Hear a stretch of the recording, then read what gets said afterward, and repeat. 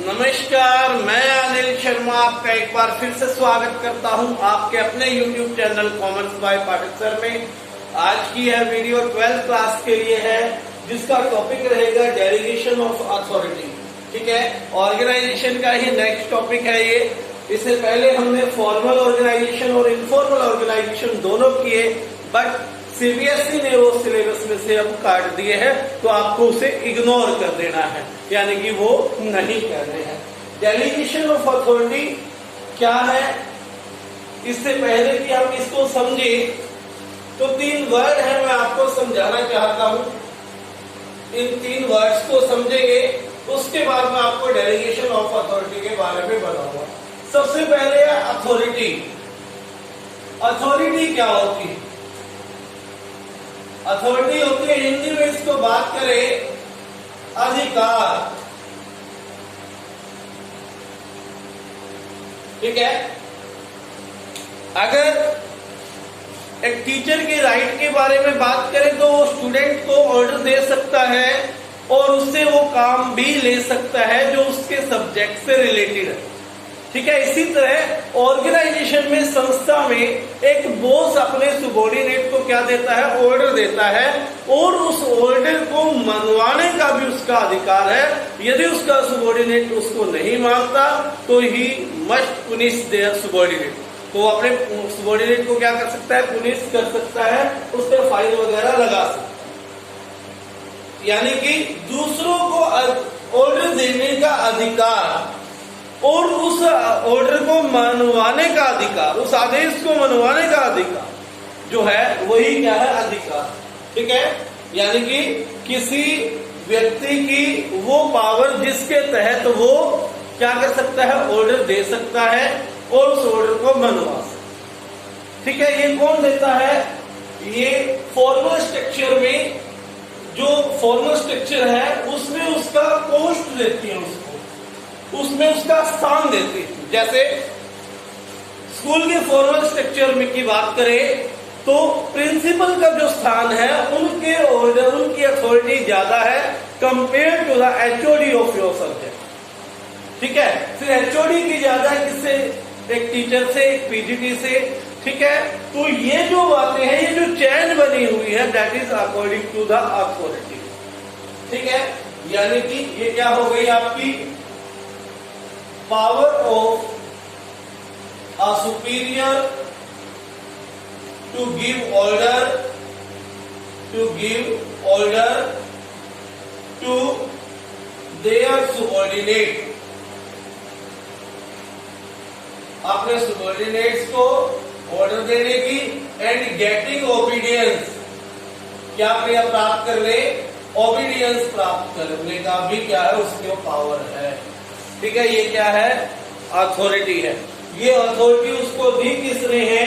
ये concept arise होता है स्केलर चेन के द्वारा, जो लिंक करता है अलग अलग जॉब पोजीशंस को। ठीक है, अलग अलग जॉब पोजीशंस को क्या करता है? लिंक करता है। उसी ने ये अथॉरिटी को क्या दिया? क्रिएट किया। दूसरी बात, जब आप किसी को अथॉरिटी देते हो तो दूसरी चीज अपने आप ही बन जाती है रिस्पॉन्सिबिलिटी। ठीक है, रिस्पॉन्सिबिलिटी क्या है? ये दायित्व है, ये ऑब्लिगेशन है।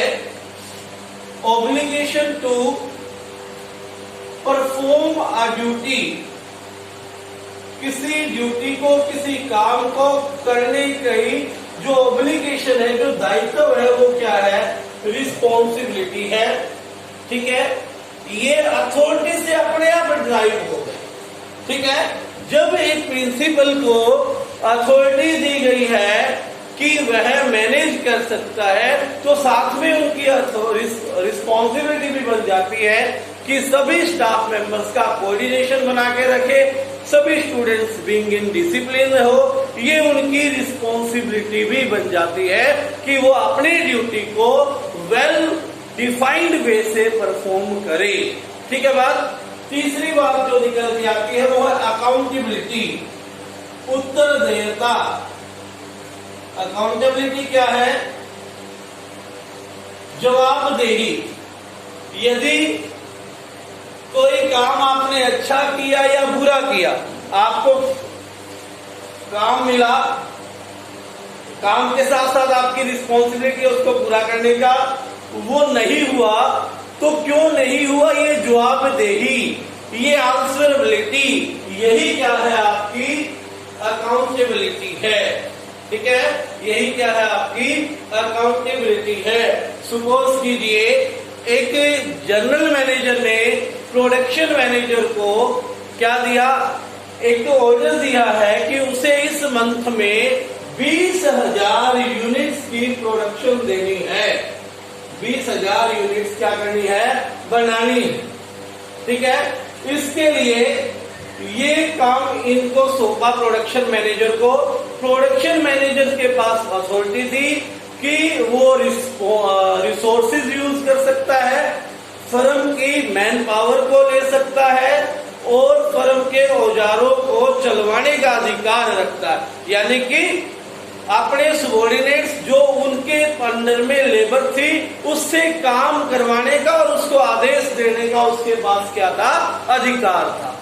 दूसरा, ये 20,000 यूनिट्स पूरी करने की रिस्पॉन्सिबिलिटी किसकी हो गई, प्रोडक्शन मैनेजर की। यदि किसी कारणवश वो रिस्पॉन्सिबिलिटी पूरी नहीं कर पाता है या पूरी भी कर पाता है, दोनों केस में उसकी आंसरेबिलिटी बनेगी अपने बॉस जनरल मैनेजर के प्रति। जनरल मैनेजर को वो बताएगा कि नहीं पूरा हुआ तो क्यों नहीं पूरा हुआ, अगर पूरा हो गया है तो कोई परेशानी आई है तो वो भी वो उसके बारे में बता सकता। यानी कि ये क्या हो गया, आंसरेबिलिटी फॉर आउटकम, जो रिजल्ट आपका आया, जो आपने रिजल्ट दिया उसके प्रति उत्तरदेयता, उसके प्रति उत्तर देना, उसके लिए जवाबदेह बनना, उसके लिए आंसर देना अपने सीनियर को, वही क्या है, अकाउंटेबिलिटी है। ठीक है बात। अब आइए बात करते हैं, जब हमने ये तीनों टॉपिक पढ़ लिए, ये क्यों करवाए मैंने इसको करवाने से पहले, क्योंकि ये है एलिमेंट्स ऑफ डेलीगेशन। जब ये चीजें आपको समझ में होगी तब आसानी से आपको समझ में आ जाएगा। डेलीगेट बुक में आपको पहले इसके बारे में बताया गया, फिर ये एक्सप्लेन किया गया है, लेकिन इन तीनों को पहले एक्सप्लेन किया मैंने। इसे एलिमेंट्स ऑफ डेलीगेशन की श्रेणी में रखते हैं, यानी कि पेपर में क्वेश्चन आएगा तो ये आएगा कि एलिमेंट्स ऑफ डेलीगेशन क्या क्या है, तो आपने बताया है अथॉरिटी, रिस्पॉन्सिबिलिटी और अकाउंटेबिलिटी। ठीक है, बात क्लियर हो गई। तो अब चलते हैं डेलीगेशन ऑफ अथॉरिटी क्या है। सपोज करो एक सुपीरियर है, एक व्यक्ति है जो बड़ी पोस्ट पे है, अगर वो सारा का सारा काम करे, ठीक है, या बात करें कि प्रिंसिपल, आप क्या करते हो, एप्लीकेशन लिखते हो टू द प्रिंसिपल, लीव की एप्लीकेशन लिखते हो, और ये कोई प्रिंसिपल स्कूल में ये कहते भाई सारी मेरे से साइन करवानी है, लिखी तो किसको है, प्रिंसिपल को ही तो लिखी है, प्रिंसिपल सर को ही तो लिखी है आपने। अब स्कूल में अगर 200 बच्चे एब्सेंट हैं और सारे के सारी उस पे साइन करने पर बैठ जाएंगे प्रिंसिपल सर, तो जो इम्पोर्टेंट डे टू डे के डिसीजन है वो नहीं ले पाएंगे और उनके ऊपर बहुत सारा बर्डन हो जाएगा। तो उन्होंने क्या किया, इस काम को अपने क्लास इंचार्ज पर ट्रांसफर कर दिया कि ये ड्यूटी क्लास इंचार्ज की है। क्या किया उन्होंने, डेलीगेशन किया। क्यों किया, ताकि उनका बर्डन क्या हो सके, कम हो सके, टू रिड्यूस देयर बर्डन। उन्होंने डेलीगेशन कर दी अपनी पावर, जो पावर उनकी थी साइन करने की, उन्होंने अपनी पावर क्लास इंचार्ज को क्या कर दी, डेलीगेशन। ठीक है, अब उसके लिए रिस्पॉन्सिबिलिटी क्लास इंचार्ज की बन गई कि जितने बच्चे एब्सेंट है सबके एप्लीकेशन उनके पास आए, और यदि कोई बात हो जाती है एब्सेंटिज्म को लेकर तो उसके प्रति जवाबदेही भी किसकी बनेगी, क्लास इंचार्ज की बनेगी कि यहाँ पर यह कमी रहेगी। ठीक है बात। तो ये एग्जाम्पल था डेलीगेशन ऑफ अथॉरिटी का। तो अब इसको लिखेंगे, क्या लिखेंगे, डेलीगेशन का मतलब ट्रांसफर ऑफ ए अथॉरिटी। क्या लिखूं मैं यहां पर, transfer of authority transfer of authority from superior to subordinate।